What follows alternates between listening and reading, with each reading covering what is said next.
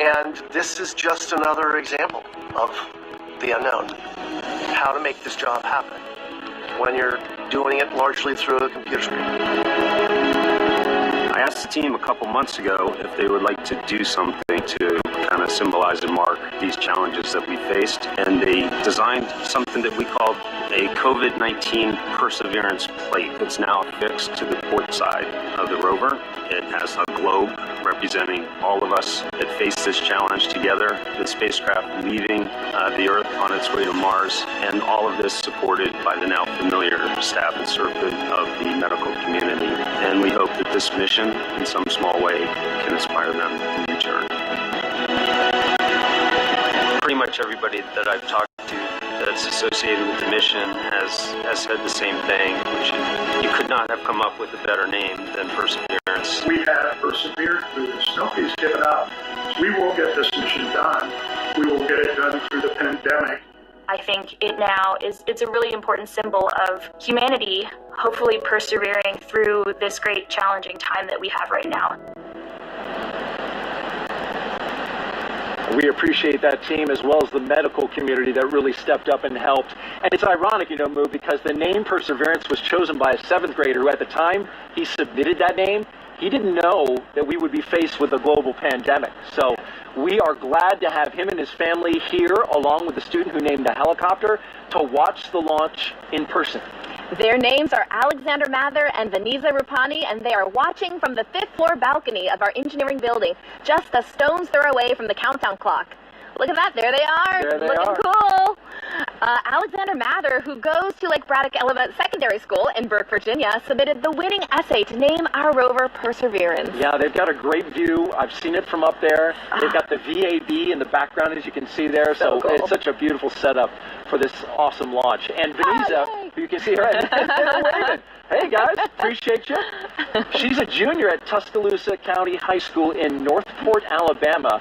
She entered the contest as well and came up with the name Ingenuity for our helicopter that will accompany our rover to Mars. Thank you both for being here. What a neat view that is. Yes. All right, folks, with the coast phase coming up, we want to let you know that after the launch, it will be about an hour before Mars Perseverance separates from the second stage. When that happens, the rover will then be on its way to Mars, so hang in there. Yeah, don't go away, as we will walk you through the flight around the Earth, and we'll talk live with the astronaut Zena Cardman about our human exploration ambitions and NASA's Associate Administrator of Science, Dr. Thomas Zurbuchen. It's going to be great, folks, so stick around. It's L-minus 6 minutes and 26 seconds now, and time to focus our attention on the launch operation the rest of the way to liftoff. So let's send it back out to Mick Woltman and Joshua Santorum. Gentlemen. Thank you. I want to let you listen into the remainder of this poll in motion. Let's go to that now. Range coordinator. Clear to proceed. Launch director. LD is go, and you have permission to launch. Proceeding with the count.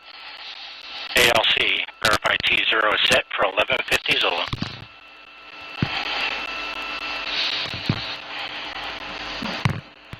So 1150 Zulu. That is 7:50 a.m. Eastern time, so that time is correct. As I'm watching Josh do the calculations on his finger there. Vital work done.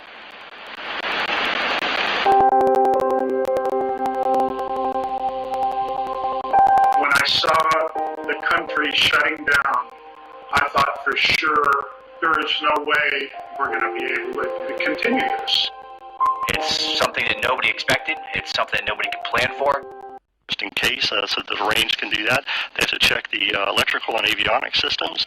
They have to make sure that the flight computer has all the information it needs to place Mars 2020 into the orbit it has to. So a lot of things going on. Exciting time for the team right now, but again, staying focused and following that procedure they've got. 3 minutes. As we look ahead to post-liftoff, I want to kind of preview for you what's going to happen because there's going to be a lot going on. You're not going to hear much from us. You'll actually be hearing from the ULA flight commentator, Jesse Gonzalez. He'll be kind of giving those calls past liftoff that will walk us through maximum dynamic pressure and into SRB separation and then into fairing separation, booster separation, and then the first main engine ignition of the Centaur, yes, RL-10. And so then you'll kind of hear us jump back in and help provide some more context to what's going on. We encourage you to stay with us for the rest of the show. There's a ton more content we have to bring you, and we are far from over. I want to emphasize that the countdown to Mars is not done at 0 today. The countdown to Mars ends in February, when Mars 2020 safely delivers Perseverance and Ingenuity to the surface of the red planet. So we're going to let you listen in now and enjoy the last couple minutes of the process of launching a rocket.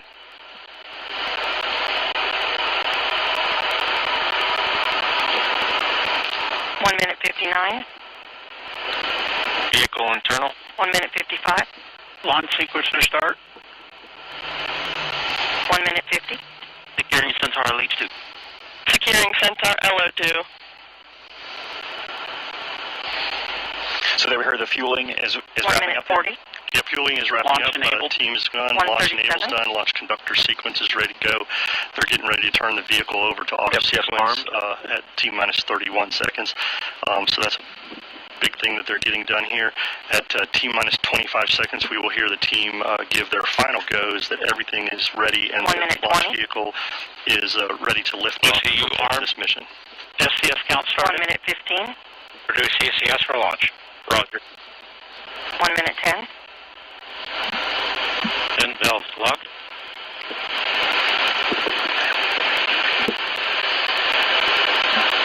One minute. Rock, report range status. Range green. That's good to hear, Joshua, right there. So public safety there is accounted for, the FCS system. There you see on your screen a beautiful shot. The skies look great. There's little wind happening. You'd be able to see more of the venting. If there were wind, the trail of that venting. So we're ready to go. Next, that's an 40 important seconds. point. The reason we don't see that venting is the vent valves have been locked up to put flight pressure into the tanks. And as we just heard, they're stable at step 3, which means the tanks are ready to go. And here at about 5 seconds, we will 28 hear seconds. the team ECS reduced for launch. give their final go. 25 seconds. Status check. Go Atlas.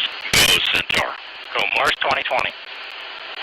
There we go. We are ready to go lift off this morning, Joshua.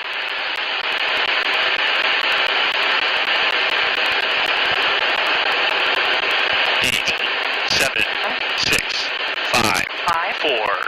Engine ignition. 2, 1, 0. Release and liftoff. As the countdown to Mars continues, the perseverance of humanity launching the next generation of robotic explorers to the red planet.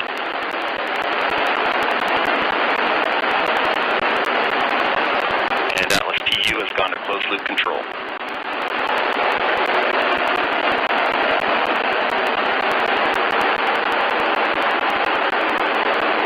Coming up on 30 seconds into flight, the RD-180 is throttling down as expected. Engine response looks good. And Mach 1 Atlas V is now supersonic.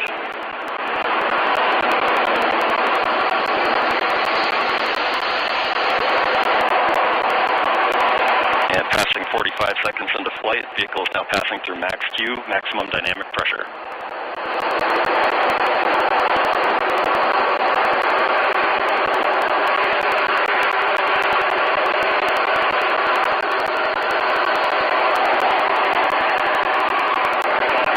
And passing 1 minute into flight, the RD-180 is throttling back up as expected. Engine response looks good. At this time in flight, the SRB chamber pressures remain nominal. The RD-180 pump speed and fuel injector pressures are responding well to demands on the engine. Standing by for SRB burnout shortly.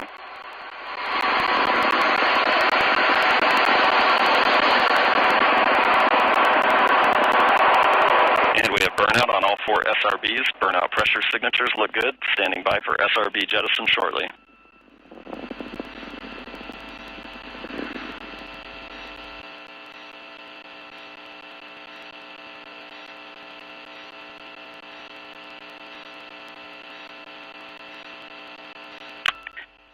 And we have a good indication of SRB jettison of all 4 SRBs. And the vehicle has gone to closed loop guidance. Vehicle body rates are responding nominally at this time.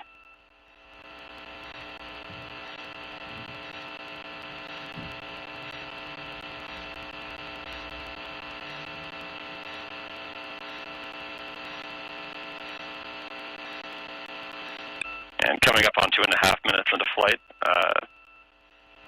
The RD-180 is throttled down slightly as expected. Engine response continues to look good. At this time, the vehicle is 50 miles in altitude, 85 miles downrange, traveling at 6,000 miles per hour.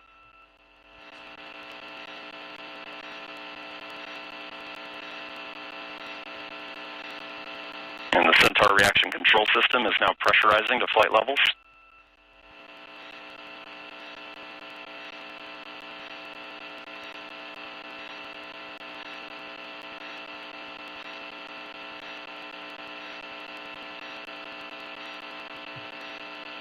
And just past 3 minutes into flight, the RD-180 is now throttling to maintain a constant 2.5 G acceleration limit for payload bearing jettison. Engine response and vehicle acceleration look good.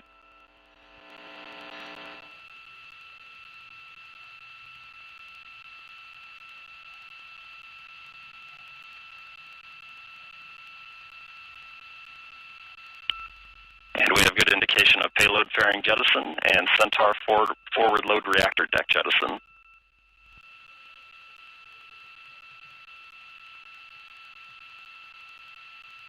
And the RD-180 is throttling back up to attain a 4.6 G acceleration. Engine response continues to look good.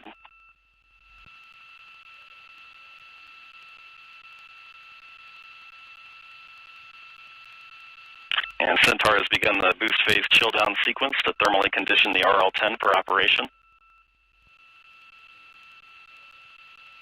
Standing by for BECO shortly.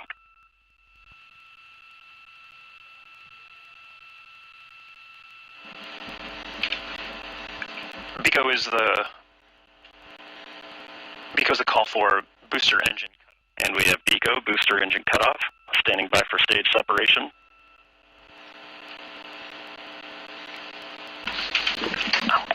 And we have good indication of Atlas Centaur separation. So they're using live footage. And we have the Mach 1. RL-10 operating parameters look good. Chamber pressures are stable.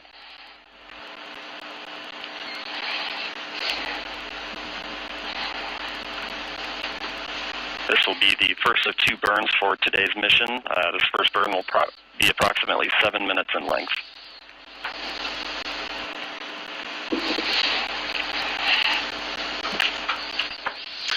So Mick, that's pretty exceptional footage there. That's live video. We will see that switch over shortly into an animation that kind of helps let us know what's happening with the rocket. But right there, a beautiful liftoff.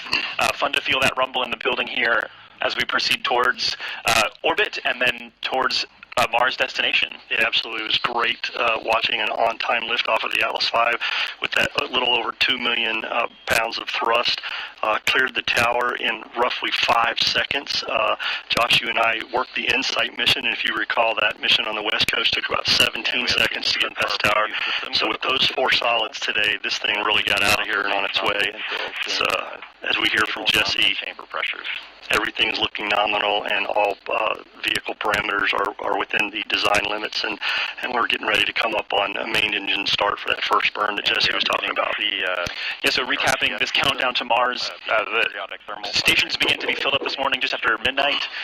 Preparations, fuelings, powering up, all the way through that liftoff that happened. I think, Mick, it wasn't precisely on time. I think you said it was like 10 milliseconds early. So it's pretty much dead on. Yeah, dead on. This team does a great job. As I said, they're very focused, very disciplined. As Tori also said, courageous. They have done a lot of work to get us to this point today through this pandemic, changed how they did some of their work, made adjustments as needed. A lot of cleaning, a lot of things, a lot of wearing their face masks, doing all kinds of things. And so this is an exciting time, not only for the JPL team in Mars 2020, but everybody that's worked this mission and for the country and the agency. So this is exciting to see. We still have a long way to go, Joshua, before spacecraft separation. Yeah, we had a really quiet countdown today, which is phenomenal, that we got off the ground on time. And we are proceeding now that we are in the middle of the first burn. It's tough to make out, but that engine is lit and it's firing. So we are in motion. There you go. There's that animation we talked about. The telemetry there as we switch to a TDRS compatible data format. TDRS. Overall telemetry quality is very good. The space tracking system, so there you go. This is not an actual video, but this is an animation that's driven by real data. So although we're not actually seeing the engine on screen right now, we can see that the engine is lit, and that is driven by the data that says that the engine is truly lit and we're in this burn. Yeah, the launch vehicle continues to send telemetry to the launch team via the TDRS network, as you mentioned, and that allows them to continue to watch what's going on and make sure all their sequence of events meet their timeline. We continue on a nominal flight this morning. This first burn, as we heard earlier, will be about 6 minutes. This will get us into that park orbit around Earth, allow us to get on our way, and then get into that approximately 30-minute coast period that we're going to have. 8 minutes into flight, beginning to see the Centaur PU system balance out mass errors. Seeing very stable body rates in the Centaur.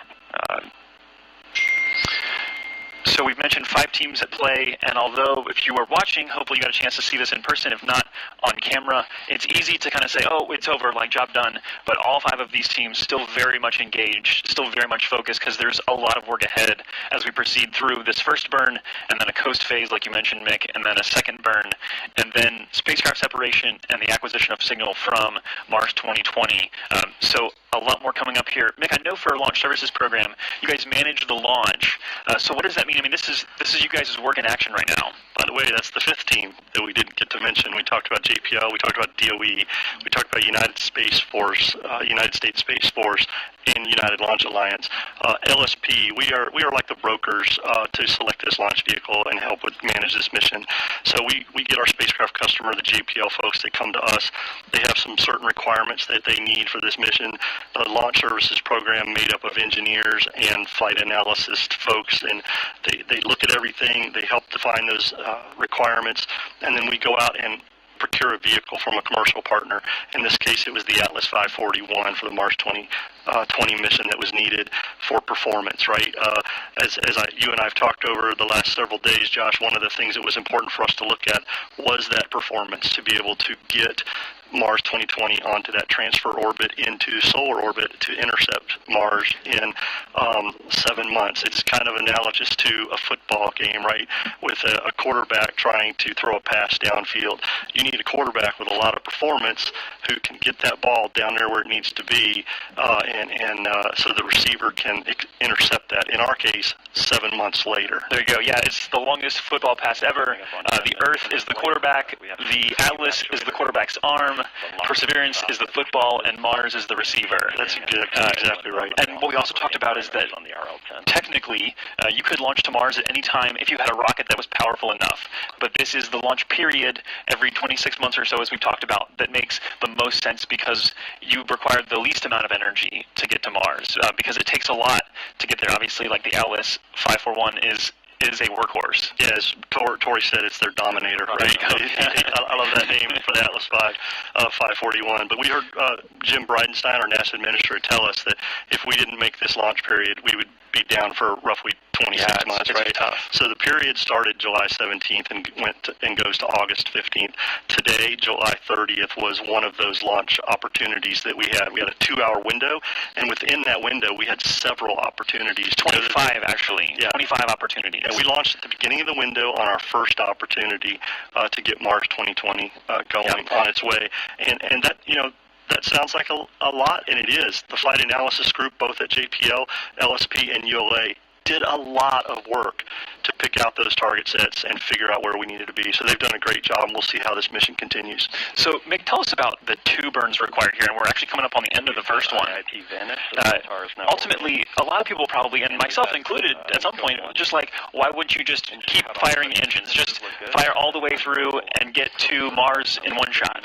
So the first burn gets us into that park orbit we talked about. We've lifted off, we've left Earth, we've got into a park orbit around Earth right now. And while we're in that park orbit, we will perform some maneuvers to kind of roll Mars Perseverance and the Centaur and coast during that time, basically setting itself up looking at the sun and away from the sun to control the thermal environments that are on Mars 2020 during this coast period. That coast period will allow us to coast around into the position that we need so that we can have that second firing to get the velocity needed to head off into Mars. Yes, and we will be back for that second burn in just under 30 minutes now. But for now, there's more to learn about this mission and all the amazing science that's involved. Daryl, back to you.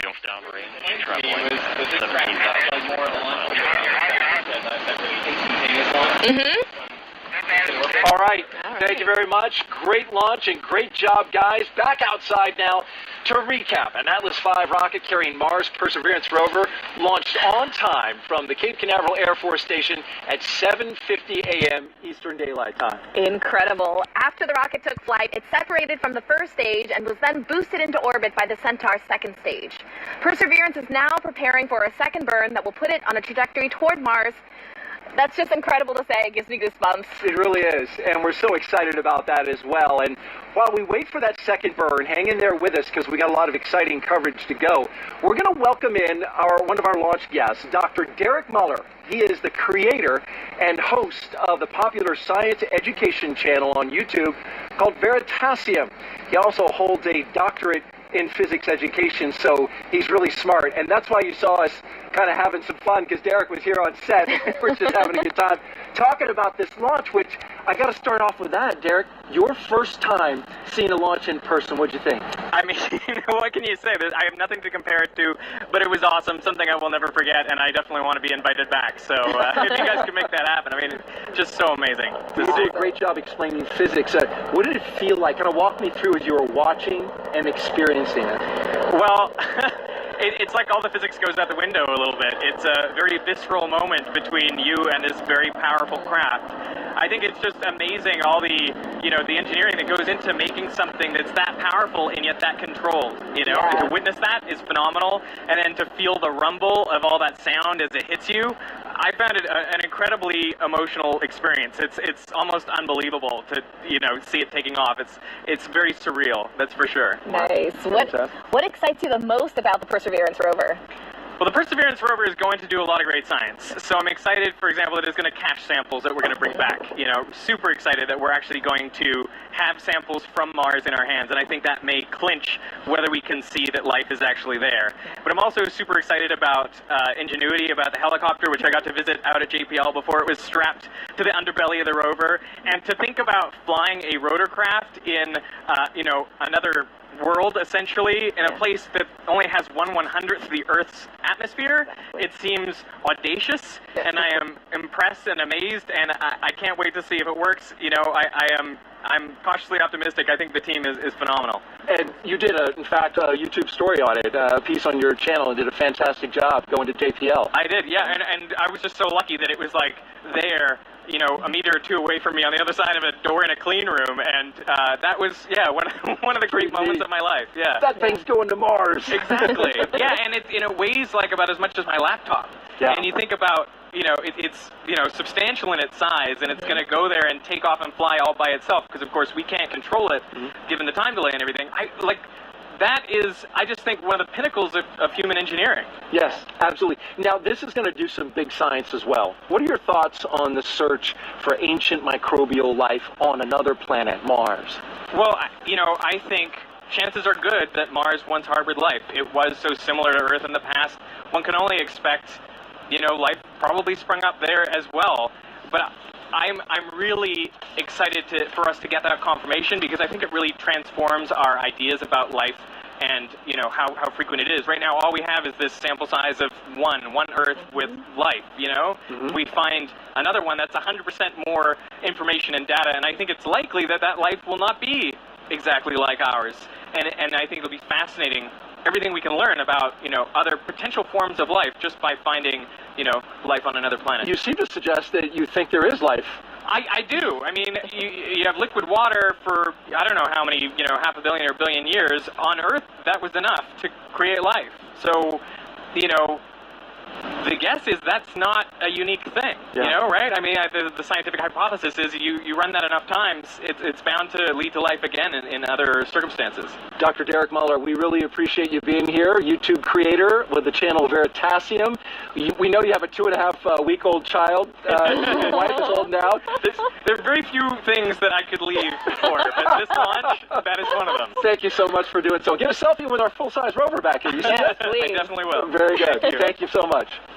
There has been a lot of anticipation by NASA teams leading up to this launch, but some won't be able to fully celebrate until the rover has safely landed on Mars 7 months from now. Raquel, you are there with the Mars mission team at JPL in California. How are they reacting to seeing Mars 2020 take flight?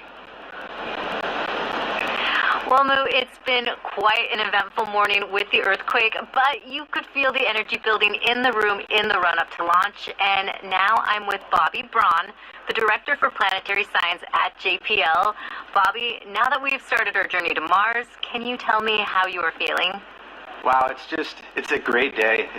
We're all so excited, and to get started in this way and to be on our way after all this work that the team has gone through. It's really just fantastic. That's great. Now the Perseverance is off the launch pad, what are its next steps? Yeah, well, we're almost on the path to Mars, if you will. The launch vehicle has done great so far. Our partners at ULA are just fantastic, and we're very happy to be working with them and for them to give us this boost so far. But we still have to have another burn of our upper stage.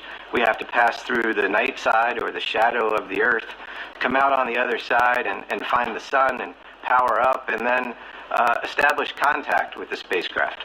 And once we do, we'll truly be on our way to Mars. We'll have a spacecraft that's power safe, that we can communicate with, and our journey will really begin. We look forward to that. Thanks, Bobby. Now, Daryl, as Bobby mentioned, there's an excitement here in the room as the team looks ahead to the second Centaur burn. But before we get to that, let's learn more about the science on board this rover. All right, thanks, Raquel. And as you mentioned, there are numerous scientific studies and technology demonstrations on Perseverance. Some of these are directly preparing us to one day send humans to Mars. One in particular is called MOXIE. Jeff Sheehy from the Science and Technology Mission Directorate is joining us now to explain, and he is here with us. Sometimes here at the difficulty with this. That's all right, Daryl. Well, that's all right. It's a Britney Spears style mic, So like this. I don't know if that'll work fine. We can hear you. Yeah. Thanks for making the adjustment there. So Jeff, this is an incredible piece of technology here, this MOXIE, right? So tell us, what is it and why is it important? Well, MOXIE stands for Mars Oxygen In Situ Resource Utilization Experiment. That's kind of a mouthful, so we grab a few letters out of there and just call it MOXIE. And I think the name MOXIE has a certain kind of attitude that's appropriate for this ambitious mission to Mars. But what in situ resource utilization is utilizing the resources that we find at a destination to produce useful commodities. And so what MOXIE is going to do is suck in the Mars atmosphere, which is mostly carbon dioxide, and produce pure oxygen. Oxygen is a commodity that we can use in our exploration endeavors, and so MOXIE is the first in situ resource utilization experiment on another planet. How about that? So that's why it's so important. If we can produce things we need at the destination, we don't have to load them in a launch vehicle, launch them from the surface to Earth, push them all the way to the destination, and land them on Mars or the Moon. Yes. Saving incredible weight, fuel, resources to use them, the ones that are there and in place. That's right. It took a lot of MOXIE. What were some of the biggest challenges in developing this technology, designing it, developing, building it? Well, the team that produced the hardware that we just saw being launched on its way to Mars, they certainly had MOXIE because they had to overcome a lot of challenges along the way. When you start to develop new technologies, you're working in a laboratory, and you've got all the room you need usually. And you can build it big and heavy because you're not trying to make it look pretty, you're just trying to make it work. And you've got all the power you need, and you can control the thermal environment, and you can have teams of people come in and take her with it and fix it when it breaks and all of that. And you can probably see where I'm going with this. When you get to the point where it's time to fly that hardware to prove it out in the space environment or on the planetary surface, then the rubber really hits the road in terms of the engineering. And that's where the teams of engineers come into play, and they develop clever solutions to implement the process that's been developed in the lab and package it for spaceflight. So MOXIE faced a lot of challenges. You know what? Once you have to put it on the rover, the size becomes important. It has to fit in a certain volume on the rover. The amount of weight or the mass becomes really important. Every ounce you launch into space takes propellant to move it. So we want to make MOXIE as light as possible. Had to fit within a certain mass budget, or they would have kicked it off the rover. And we're glad you made it on the rover. And just real quick, and without getting too deep into the technical details, how does it convert carbon dioxide to oxygen? So MOXIE uses a thermal and electrochemical process. There's a compressor that was built by a company called Air Squared. Some of that was funded under the NASA Small Business Innovative Research Program, actually. And they built the compressor. What it does is acquire the carbon dioxide from the Mars atmosphere and push it into the electrolysis system. A company called Ceramatech, a team led by a guy named Joe Hartvigsen. They're now called Oxyon Energy, I think. But they built the guts of MOXIE, which is the solid oxide electrolysis system that takes the carbon dioxide, CO2, actually pulls an atom of oxygen off the CO2, leaving CO. Oh, wow. And then those atoms migrate through the electrolysis system, and those oxygen ions are neutralized, and then they recombine, an O and an O becomes O2. And so we get pure oxygen out of the system. That's fantastic. And so in order for you to get MOXIE on board the rover, actually you had to kind of clear through the very smart lady to my left. She's with Planetary Protection, so she actually had to clean off part of it, right? Yeah. You had to heat it and then clean the That's O2 right. Yeah, the SOx part was actually self-sterilizing. It was hot enough so it cleaned itself. But there's a part, the O2 sensors, that needed vapor hydrogen peroxide sterilization. So it was the first time we used hydrogen peroxide on flight hardware. Oh, that's awesome. Yeah. So you can say thank you. Thank you. Thank you. No, thank you. Thanks for letting us do that. Well, and speaking about the rover, Moo, what is it? Curiosity told us that we have, or had at one time on Mars, moving water. So what is Perseverance going to do in terms of confirming whether life could have been there? Yeah, exactly. So the past mission set up the stage as far as understanding what could sustain life, and now we're actually looking for signatures of that life. And so some of the answers that you're looking for, which one are you personally looking most forward to? Yeah, I'm personally looking forward to seeing signs of life where no one will argue that it has a biotic source.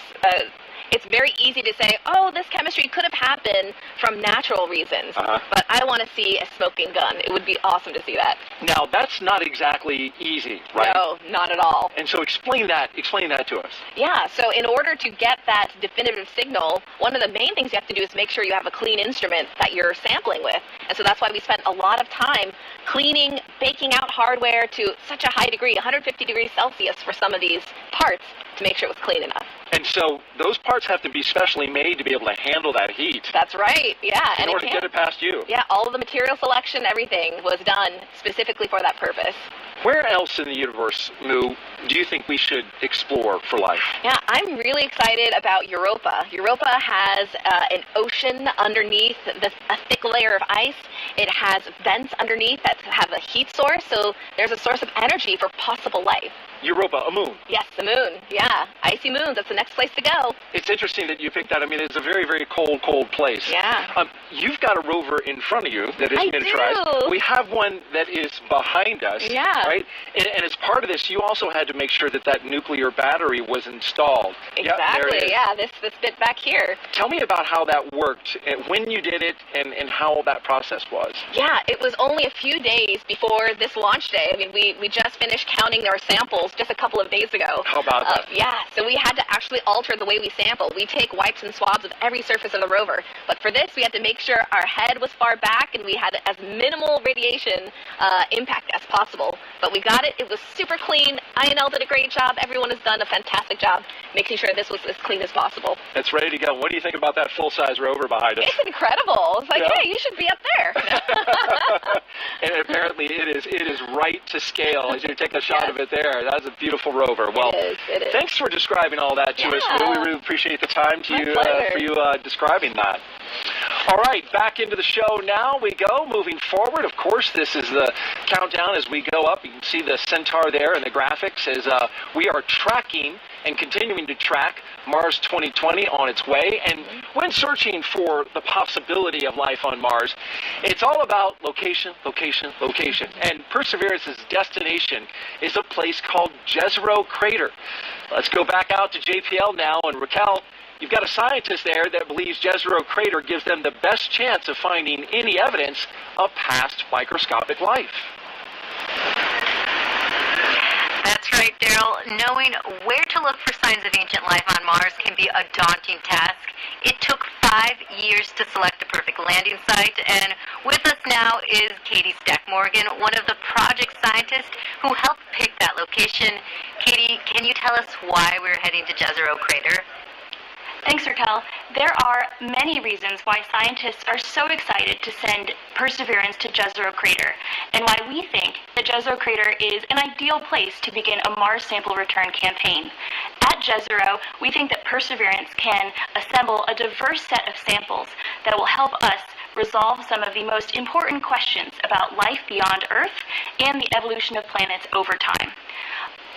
At Jezero, we know without a doubt that there was an ancient lake and river delta. And at Jezero, we have river valleys that flow into and out of the crater, and we know that that lake filled up with water and then overflowed. Life as we know it requires water to survive and thrive, and we think that Jezero has all the building blocks to support past life. At Jezero, we also have one of the best preserved deltas on the surface of Mars, and deltas in lake settings are ideal for supporting life. And the rocks that Perseverance will explore can tell us more about the possibility for past life on Mars. The rocks at Jezero Crater are also some of the oldest on Mars, between 3.5 and 4 billion years old, and that's the same interval of time when life was developing here on Earth. So by exploring the rocks in Jezero with Perseverance, we have the opportunity to explore more about the development of life in the solar system and can answer some of the major questions we have about that fundamental question. Back to you, Raquel. Great. Thank you so much, Katie. And with that, let's head back to Kennedy Space Center. Daryl?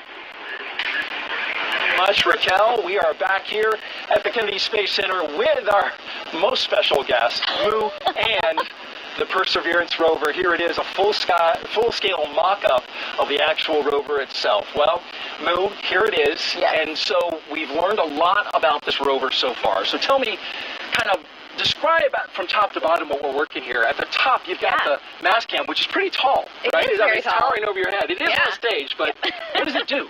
Yeah, so it has a lot of fun components.